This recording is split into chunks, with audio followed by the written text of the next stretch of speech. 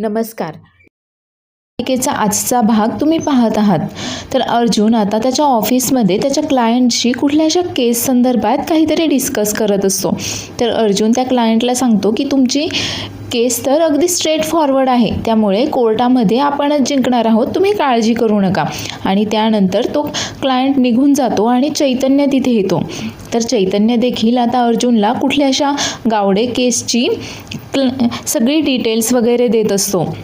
आणि त्यात तो सांगतो की एका आरोपीचं मात्र अजून आपल्याला स्टेटमेंट यायचं बाकी राहिलेलं आहे.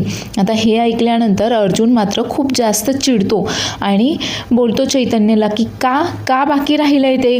तू काय करत होतास मग इतका वेळ? म्हणजे सगळे कामं मीच करायची आहेत का? मग तू कशासाठी आहेस? त्यावर चैतन्य बोलतो की अरे हो, मी आता त्याला फोनच करणार होतो, तू इतका का चिडतोयस? त्यावर अर्जुन बोलतो की सगळं काही मीच लक्षात ठेवायचं का? मीच आठवण करून द्यायची का तुला? आता चैतन्याच्या लक्षात येतं की अर्जुन खूपच चिडला आहे. त्यावर चैतन्य अर्जुनला बोलतो की अरे हो, मी पाहतो. आणि तसंही नक्की काय झालं आहे तुला? हे बघ, तुला जर बरं वाटत नसेल ना तर तू घरी जा. तसंही आजच्या सगळ्या मीटिंग्ज वगैरे उरकलेल्या आहेत आणि बाकीचं जे काही काम आहे ना ते बाकी सगळं मी हँडल करून घेईन. आणि असं सांगून चैतन्य देखील आता केबिनमधनं निघून जातो. तर अर्जुन देखील चैतन्याला सॉरी बोलतो आणि आता तो देखील घरी जाण्याचं ठरवतो. तर तो लगेचच सायलीला फोन करतो अस्मिताई कशी आहे हे विचारण्यासाठी. आता अर्जुनचा फोन येताच इकडे सायली लगेचच त्याचा फोन उचलते. तर सायली समोरच तिथे कल्पना आणि अस्मिता देखील तिथेच बसलेले असतात. तर सायलीला फोन केल्यानंतर सायली लगेचच बोलते की हे काय, आज कशी काय तुम्हाला माझी आठवण आली? त्यावर अर्जुन बोलतो की हो, मला तर तुझी नेहमीच आठवण येत असते, पण एक सांग की अस्मिताई कशी आहे? त्यावर सायली बोलते की त्याही अगदी व्यवस्थित आहेत, इथेच बसल्या आहेत त्या आईंसोबत दूध पित आहेत. तुम्हाला बोलायचं आहे का त्यांच्याशी? अच्छा, म्हणजे आज बायकोची नाही तर बहिणीची आठवण येत होती तुम्हाला? त्यावर अर्जुन सांगतो की नाही, मी सहज फोन केला होता. ठीक आहे, मी ठेवतो फोन, असं बोलून अर्जुन फोन ठेवून देतो. तर कल्पना इकडे अस्मिताला दूध पी म्हणून सांगत असते. तर अस्मिता सांगते की नाही, माझी मात्र काहीच खायची प्यायची इच्छा नाही आहे, मला अजिबातही फोर्स करू नको. तर कल्पना मात्र अस्मिताला फोर्स करून आता तू दूध पी म्हणून सांगत असते. त्यावर अस्मिता मात्र काही दूध वगैरे प्यायला तयारच नसते. आणि तेवढ्यातच त्यांचं हेच बोलणं सुरू असतं. तर दरवाजात सचिन येतो आणि तो आता आल्यावर नेहमीप्रमाणे अस्मिताला हे ब्युटिफुल म्हणून आवाज देतो. आता सचिनला समोर पाहून आणि त्याचा आवाज ऐकून अस्मिताचा आनंद काही गगनात मावेना. ती लगेचच घाईघाईने उठते आणि सचिनला मिठी मारायला जाते. त्यावर सचिन तिच्या दिशेने येतो आणि तिला बोलतो की अगं हो, तुला किती वेळा सांगितलं की अशा अवस्थेमध्ये असं घाईघाई उठायचं नाही, अशी धावपळ करायची नाही म्हणून. पण अस्मिता मात्र सचिन आल्यामुळे खूप खुश असते. ती त्याला मिठी मारते आणि त्यानंतर अस्मिता विचारते की अरे पण तू तर उद्या येणार होतास ना, मग तू असा अचानक आजच कसं काय आलास? त्यावर सचिन तिला सांगतो की हो, उद्या मी येणार होतो, पण मी जर असा अचानक आलो नसतो तर मला तुझ्या चेहऱ्यावरचा हा आनंद कसा काय पाहायला मिळाला असता बरं, म्हणून मी आजच आलोय. त्यावर अस्मिता विचारते हो, आता आलायस तर 3-4 दिवस तर तू इथेच राहशील ना? त्यावर सचिन देखील बोलतो की हो, मला तर इथेच राहायचा प्लॅन आहे, पण माझं काम कसं आहे माहीत आहे ना तुला, मला जर काही अर्जंट काम आलं तर मात्र मग जावं लागेल. तेवढ्यातच आता अस्मिता सायलीला सांगते की तू सँडविचेस बनवते ना, ते बनव, मी देखील खाईल सचिनसोबत. त्यावर सचिन देखील सांगतो की हो सायली वहिनी, तुम्ही सँडविचेस बनवा, मी फ्रेश होऊन येतो. कल्पना मात्र लगेच दोघांना चिडवते आणि बोलते की आत्ता तर थोड्या वेळापूर्वी एका मुलीला अजिबातही भूक नव्हती, अजिबातही काही खायची इच्छा नव्हती, आणि आता पहा, नवऱ्यासाठी काही बनवायचं म्हटलं तर लगेच मीही खाईन म्हणतीये. आणि त्यानंतर सचिन आणि अस्मिता त्यांच्या रूममध्ये निघून जातात. आता सायलीने सँडविचेस वगैरे बनवून आणलेले असतात. तर कल्पना आणि अस्मिता मात्र तिथे हजर असतात, पण अजून सचिन काही फ्रेश होऊन आलेला नसतो. आता अस्मिता मात्र सचिनचीच वाट पाहत असते. तर कल्पना तिला सांगते की अगं, तुला सचिनची वाट पाहायची गरज नाही आहे, तू खाऊ शकतेस. त्यावर अस्मिता बोलते की नाही, मी तर सचिन आल्यावरच खाणार. आणि तेवढ्यातच मात्र अर्जुन घरी येतो. आता अर्जुन आल्यावर सायली विचारते की हे काय, तुम्ही आज लवकर घरी आलात? त्यावर अर्जुन सांगतो की हो, आज ऑफिसमध्ये जास्त काही काम नव्हतं, आज काम लवकर संपलं म्हणून मग मी आलो लवकर. आणि हे काय सँडविचेस बनवलेत, मी देखील खाणार आहे. असं बोलताच तेवढ्यातच तिथे सचिन येतो. आता सचिन खरं तर आल्यानंतर अर्जुनला समोर पाहून तो त्याच्यापासनं थोडीशी नजरानजर होऊच देत नाही, थोडी नजर चोरूनच राहत असतो. आणि त्याला इथे पाहून आता अर्जुन देखील खूप रागावून गेलेला असतो. पण तसं न दाखवता अर्जुन लगेचच सचिनला बोलतो की हे काय, तू कधी आलास? आणि मला आशा आहे की आता तू काही 3-4 दिवस तरी इथेच राहशील अस्मिताताईसोबत. तू काही आता परत कुठे तुझ्या मीटिंग्जला वगैरे किंवा ऑफिसला वगैरे जाणार नाही आहेस. त्यावर सचिन देखील बोलतो की हो, म्हणजे प्लॅन तर माझाही तोच आहे की आता अस्मितासोबत राहिलेले सगळे दिवस मला इथेच राहायचं आहे वगैरे. त्यावर अर्जुनसुद्धा बोलतो की हो ठीक आहे, आणि तू अस्मिताईसोबत राहणंच जास्त चांगलं आहे तुझ्यासाठी वगैरे. आता मात्र सचिन बळचच हसत असं तोंडावर उसणं हसू आणत असतो सगळ्यांसमोर, की जेणेकरून आता अर्जुनने याचं सत्य कोणासमोर आणू नये म्हणून. आता अर्जुनही बोलतो की मी फ्रेश होऊन येतो सँडविचेस खायला, आणि अर्जुन देखील तिथून निघून जातो. त्यानंतर मात्र आता अस्मिता आणि सचिन सँडविचेस खात असतात. तर इकडे नागराज आता विचार करत असतो की तन्वीने जो काही प्लॅन सांगितला आहे तो कितपत चांगला आहे आणि तिचा प्लॅन कितपत फॉलो केला पाहिजे वगैरे. त्याला तर थोडीशी शंकाच असते तन्वीच्या प्लॅनवर. आणि त्याने आता ठरल्याप्रमाणे महिपतचाच एक पंटर बोलावलेला असतो की ज्याच्याकडे आता तो एक चिठ्ठी देतो. त्याला तो साक्षीचा फोटो दाखवतो आणि सांगतो की ही चिठ्ठी या मुलीपर्यंत पोहोचवायची आहे, काम अगदी चोखपणे व्हायला हवंय वगैरे तो त्याला सांगत असतो.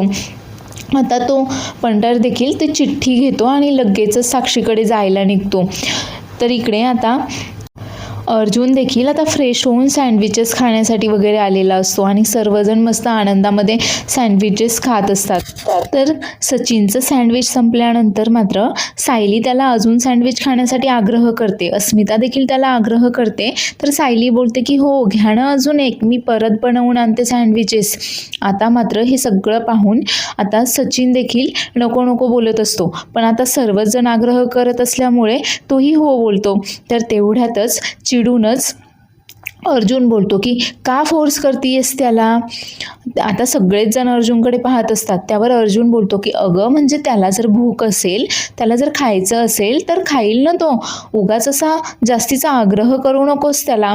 त्यावर कल्पना देखील सचिनला बोलते हो सचिन, तुला जेवढी भूक आहे ना तेवढंच खा तू, उगाच हिच्याकडे लक्ष वगैरे देऊ नकोस. आता मात्र सचिनच्या लक्षात येतं की अर्जुन आपल्याशी कसा वागतोय आणि तो देखील आता तिथे तसाच शांत बसतो, अर्जुन समोर काही देखील बोलत नाही. तर अस्मिताला अचानक सुचतं आणि ती विचारते पण मला एक सांग, तुला असं अचानक कसं काय रे सुट्टी भेटली? म्हणजे तू अचानक कसं काय आलास इकडे? तू तर उद्या वगैरे येणार होतास ना. तुझं तो HRच्या प्रॉब्लेमचं काय झालं? ते सगळं सॉल्व्ह झालं का तुझं ऑफिसचं? त्यावर आता सचिन लगेचच आता खोकल्याचं नाटक करतो. तर अर्जुन मात्र संशयाने सचिनकडे पाहत असतो. अर्जुन आता पुढे बोलतो की अगं त्याचं काय झालं ना, म्हणजे तो प्रॉब्लेम झालाय सॉल्व्ह. मी तसा मेलच केलाय ना ऑफिसला सांगितलंय मी तसं की मला आता माझ्या प्रेग्नंट बायकोसोबतच राहायचं आहे, मला आता तिच्यासोबतच दिवस घालवायचे आहेत वगैरे. त्यामुळे मी थोडी सुट्टी मागितली आहे त्यांच्याकडे आणि जितकं पॉसिबल आहे तितकं मला वर्क फ्रॉम होम देण्यासाठी मी त्यांना रिक्वेस्ट केली आहे वगैरे. त्यावर अर्जुन बोलतो की हे मात्र छान केलंस आणि तुझा फोकस आता फक्त अस्मिताईवरच असायला हवाय. त्यावर सचिन देखील हो बोलतो. आणि तेवढ्यातच सचिनचा फोन वाजतो. आता समीरा त्याला फोन करत असते. सचिन त्याचा फोन पाहतो तर समीराचा फोन येत असतो. अर्जुन मात्र खूप संशयाने सचिनकडे पाहत असतो. आता फोन आल्यावर अस्मिता लगेच बोलते की अरे कामाचा फोन असेल, घे ना तू.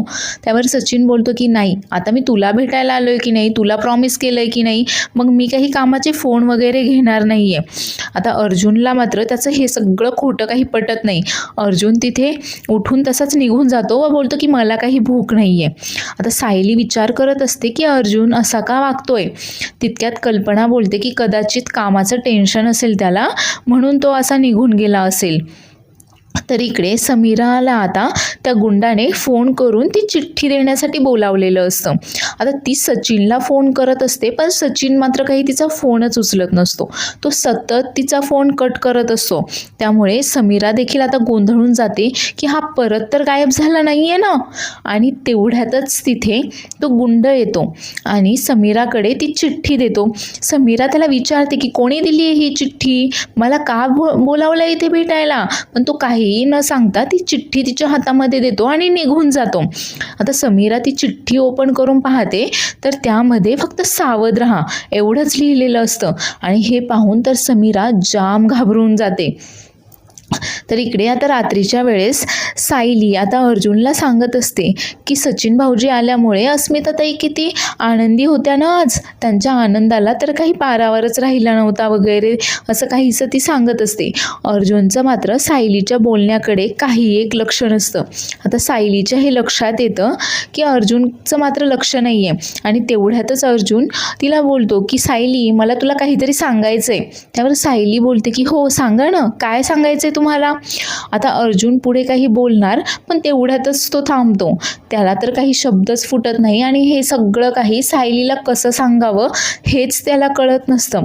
आता सायलीच्या मात्र लक्षात येतं की अर्जुनला तर नक्कीच काहीतरी महत्त्वाचं सांगायचं आहे. त्यावर सायली त्याला विचारते केस संदर्भात बोलायचं आहे का माझ्याशी काही.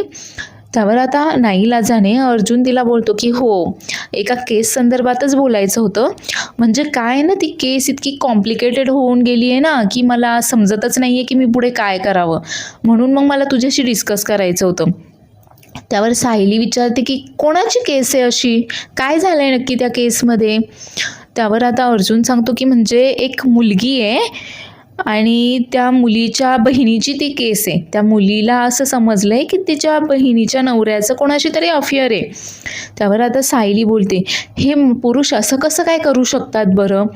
त्यावर अर्जुन खूप चिडूनच बोलतो एकदम नीच असतात हे पुरुष. त्यावर सायली बोलते की हो मग नक्की केस कुणाची आहे, काय झालं आहे त्या केसमध्ये पुढे.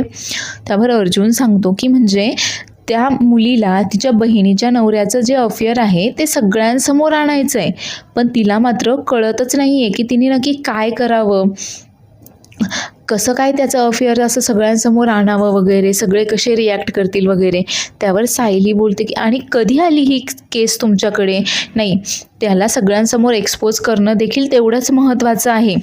त्यावर आता अर्जुन सांगतो की नाही माझी केस नाही आहे ती केस तर चैतन्याची आहे, पण आता त्यालाच समजत नव्हतं की पुढे काय करावं म्हणून तो माझी ॲडवाईस घेत होता आणि आता मला देखील समजत नाही आहे की पुढे काय करावं म्हणून, आणि म्हणून मी विचारतोय तुझ्याशी डिस्कस करतोय की आता पुढे काय करायला हवं आहे. त्यावर सायली देखील बोलते की हो केस तर कॉम्प्लिकेटेड आहे, पण मग तिने तिच्या बहिणीला सांगितलंय का हे सगळं. त्यावर अर्जुन बोलतो नाही ना, अगं तिची बहीण तर प्रेग्नेंट. तो पुढे बोलणार की तिची बहीण प्रेग्नेंट आहेत, पण तेवढ्यातच तो थांबतो आणि सायलीला सांगतो अगं नाही, तिच्या बहिणीचा ना प्रेमावर खूप जास्त विश्वास आहे आणि जर असं तिने सांगितलं तर तिचा प्रेमावरचा विश्वास निघून जाईल. ती खूप हळवी आहे आणि तिची तब्येतसुद्धा अगदी नाजूक आहे. म्हणजे तिने जर हे सगळं अगदी तिला सांगितलं तिच्या बहिणीला तर तिच्या जीवावर सुद्धा बेतू शकतं. त्यामुळे मात्र ती असं काही सांगूही शकत नाही आहे.